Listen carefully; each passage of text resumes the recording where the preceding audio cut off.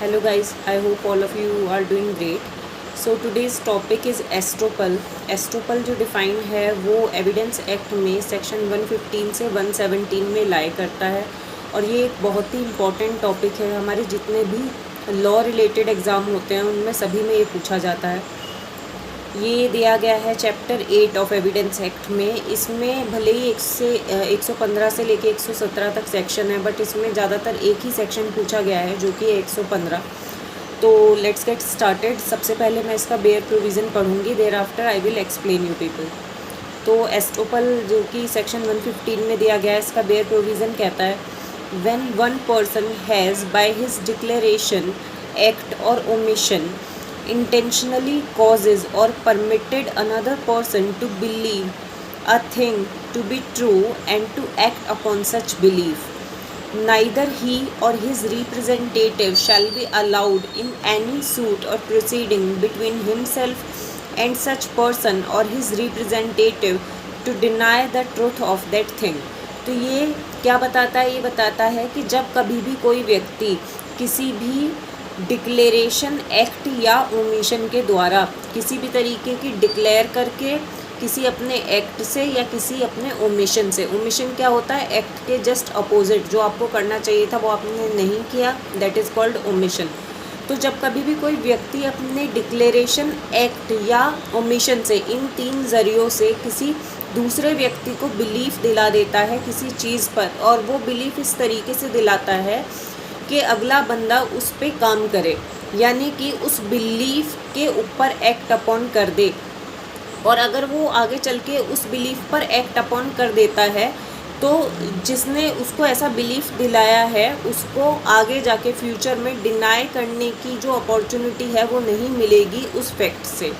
अभी ये थोड़ा सा नहीं आ रहा होगा उतना ज़्यादा क्लियर समझ में, बट इलस्ट्रेशन से बहुत क्लियर हो जाएगा.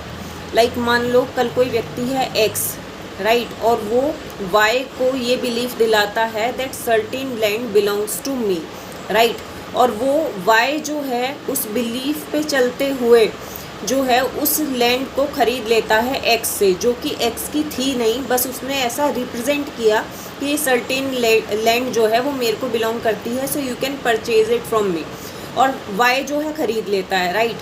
तो ख़रीदने के बाद फ्यूचर में ऐसा होता है कि एक्स के पास वाकई में टाइटल आ जाता है उस लैंड का, राइट.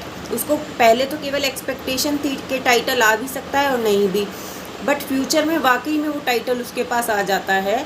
तो कोर्ट उसको अपॉर्चुनिटी नहीं देगा डिनाई करने के लिए इस फैक्ट को कि उसके पास उस सेल अग्रीमेंट के दौरान वो टाइटल वास्तव में था ही नहीं, राइट, क्योंकि आपने खुद आगे जाके रिप्रेजेंट ऐसा किया है कि I was having so and so, right. अब नेक्स्ट क्वेश्चन जो माइंड में आता है वो ये आता होगा कि ये मतलब ऐसा कौन से केस में हो सकता है. देखो, अगर इसे प्रैक्टिकली देखा जाए तो ऐसा इस केस में हो सकता है कि मान लो आप अभी एक्सपेक्टेशन में है कि so and so ancestral property आपके नाम में आएगी, राइट, बट वो अभी आई नहीं है, और आप उस लैंड को जो है बेच देते हैं, उस प्रॉपर्टी को जो है बेच देते हैं ये दिखा के कि वो ऑलरेडी तुम्हारी है, ठीक है. तो फ्यूचर में चल के आपको मना करने का राइट नहीं मिलेगा कि हाँ वो प्रॉपर्टी जो है मेरी नहीं थी जब मैंने बेची, अगर वो प्रॉपर्टी आपको फ्यूचर में मिल जाती है.